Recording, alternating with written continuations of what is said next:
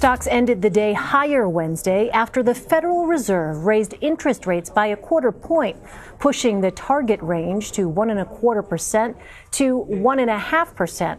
In her final news conference as Federal Reserve Chair, Janet Yellen gave an upbeat assessment of the U.S. economy and the future of the job market. The committee expects the labor market to remain strong, with sustained job creation, ample opportunities for workers, and rising wages. Senior Vice President and Chief Financial Analyst for Bankrate.com, Greg McBride, is in Palm Beach Gardens, Florida. So, Greg, this is the third interest rate hike this year. What does that mean for the average consumer? Well, the cumulative effect is beginning to mount. I mean, as you noted, it's the third one this year. It's actually the fifth in the last 2 years. And the Fed sent, I think, a pretty clear signal there's more to come in 2018. So, consumers that have credit card debt, home equity lines of credit, adjustable rate mortgages, they're starting to feel the mounting effect of these additional interest charges. And every additional dollar they're putting towards interest, that's one less dollar they're spending someplace else. Well, during her news conference, Yellen said she and her colleagues expect the proposed Republican tax plan to give a, quote, modest lift to the economy. But will that lead to more aggressive hikes in the future?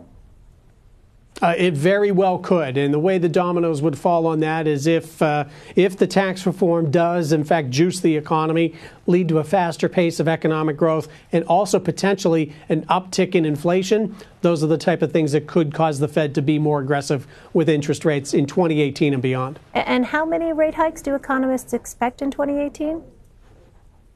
3 is really the baseline number. I mean, we did a poll of the nation's top economists. 70% said they expect at least 3 rate hikes next year. And then the Fed's own dot plot that came out today, 3 was the predominant choice. The range was from 0 to 5, but they seemed to center around 3 rate hikes for 2018. Well, as I mentioned, this is Yellen's last news conference as Fed chair.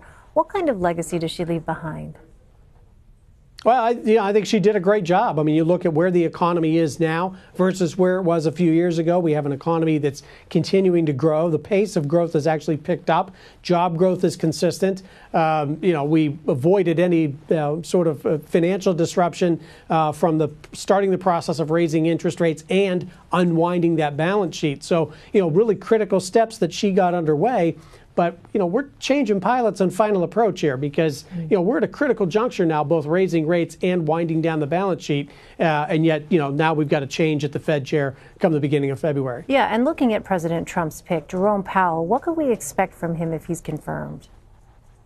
Well, I think there's a lot of continuity there from an interest rate perspective. Jerome Powell has actually served under Janet Yellen, always voted with the consensus on interest rates. So I don't see a whole lot of difference between the two in that regard.